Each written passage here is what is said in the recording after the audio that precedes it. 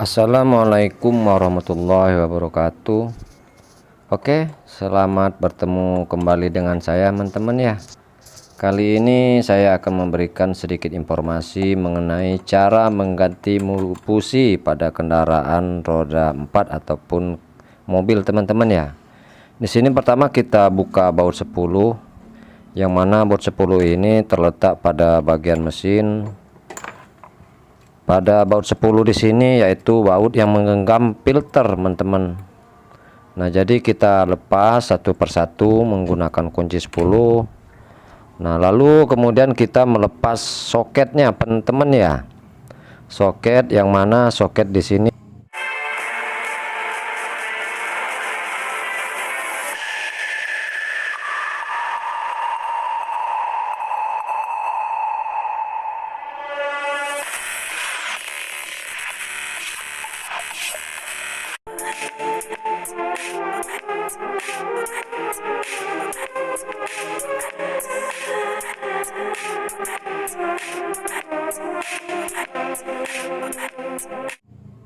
terhubung dengan filter itu teman-teman. Jadi kita lepas semua soket-soketnya, dan tak lupa pula soket yang ada pada hawanya.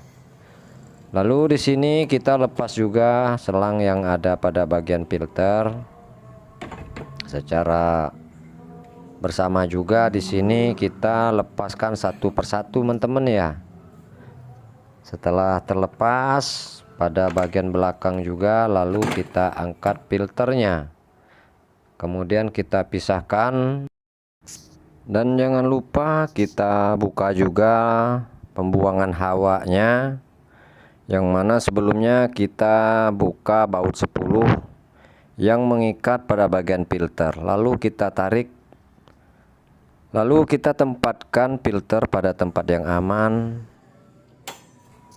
Lalu setelah itu kita buka baut kuil, yang mana baut kuil di sini adalah baut 10 teman-teman ya. Jadi kita buka satu persatu baut kuilnya supaya kuil nanti bisa kita lepaskan. Kalau bautnya tidak dibuka, tentunya kuil tidak bisa dilepaskan. Jadi baut yang mengikat kuil di sini harus dilepaskan semua teman-teman ya, agar supaya kuilnya mudah diangkat atau dilepaskan.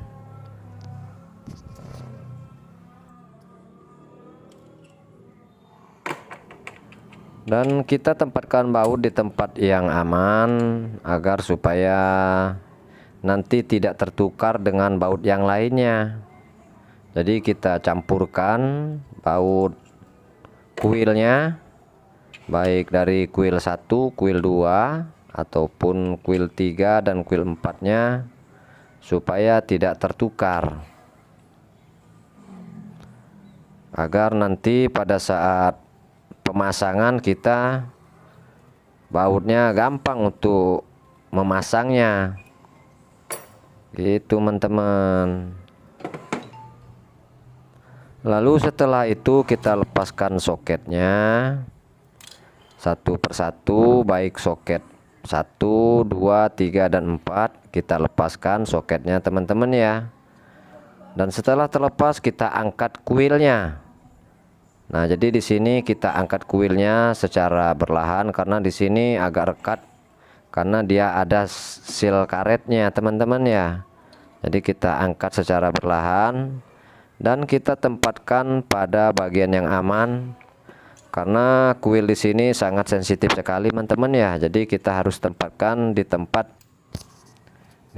yang aman, karena dikhawatirkan nanti pada bagian karet bisa terluka itu teman-teman. Jadi jangan sampai karetnya terluka. Apabila karetnya terluka, tentunya apinya pun akan bocor. Jadi jangan sampai karet yang ada pada ujung kuil terluka teman-teman ya. Dan setelah itu kita siapkan kunci busi, lalu kita putar ke bagian kiri searah jarum jam. Lalu kita kendurkan businya secara perlahan agar supaya busi bisa terlepas.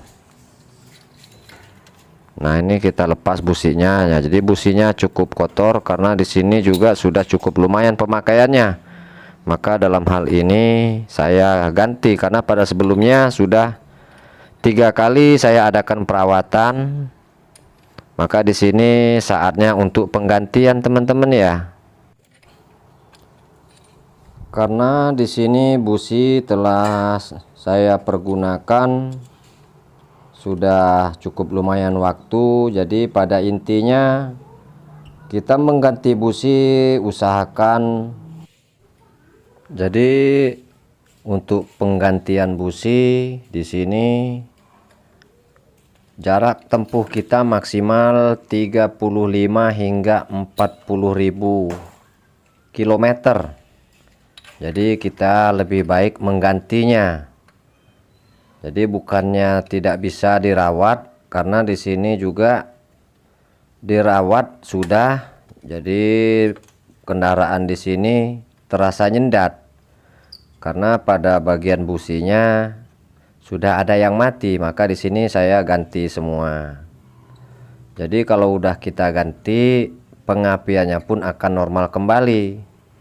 Jadi kendaraan nyendat itu bisa diakibatkan oleh busi yang sudah mati, salah satu diantaranya, ataupun bisa dari kuil. Maka terlebih dahulu kita cek kuilnya terlebih dahulu. Ataupun di sini businya yang sudah mati, maka harus diganti. Lalu kita ganti businya. Nah, di sini saya ganti businya yang baru. Saya sekarang menggunakan Denso teman-teman, karena sebelumnya saya menggunakan NGK. Nah, lalu kita pasangkan businya satu persatu pada blok mesinnya. Karena di sini maka saya mengganti karena kebetulan pada saat sekarang jarak yang sudah saya tempuh 48,3.000. Maka di sini saya ganti karena pada saat digunakan kendaraan sudah mulai nyendat. Jadi saya yakin ini dari businya. Jadi di sini makanya saya ganti. Jadi buat teman-teman kalau memang belum menempuh jarak 30.000 ya sebaiknya dibersihkan terlebih dahulu. Tapi apabila sudah jarak tempuh mencapai 30 hingga 40.000 lebih, itu dianjurkan untuk diganti supaya lebih maksimal lagi dan pengapiannya pun akan normal kembali. Gitu informasinya teman-teman.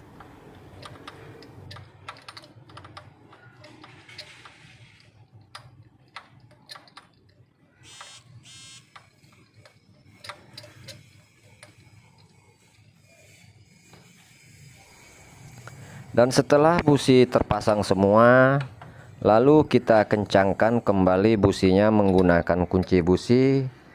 Dan kali ini kita memutar searah jarum jam ke bagian kanan teman-teman ya.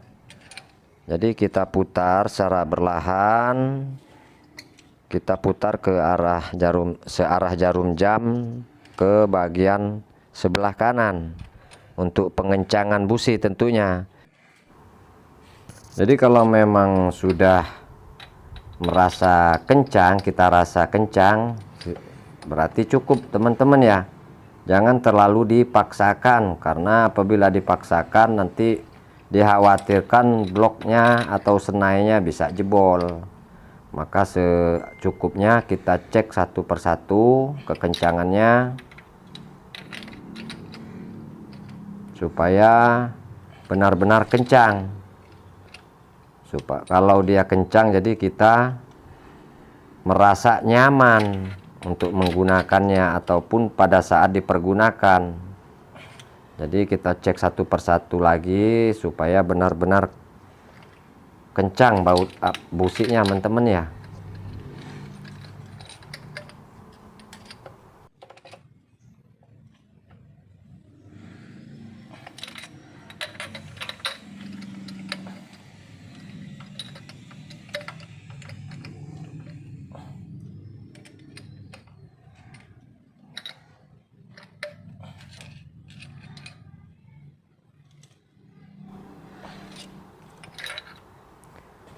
Oke, setelah selesai pemasangan busi, lalu kita pasangkan kuilnya. Kita pasangkan kembali kuil, baik dari busi 1, busi 2, busi 3, dan busi 4. Kita pasangkan kembali kuilnya. Jadi dalam pemasangan kuil di sini bisa kuil 1 dipindah ke 3, ataupun sebaliknya, atau 2 ke 4, 4 ke 2, ataupun 3 ke 1. Itu enggak apa-apa teman-teman ya. Jadi bisa dibalik, yang penting pada kondisi kuil benar-benar masih aktif semua. Jadi walaupun dibulak-balik juga nggak jadi masalah kuilnya, yang penting kuilnya benar-benar oke, ataupun tidak bocor ataupun mati. Lalu setelah itu kita pasangkan baut 10 yang sebelumnya kita buka.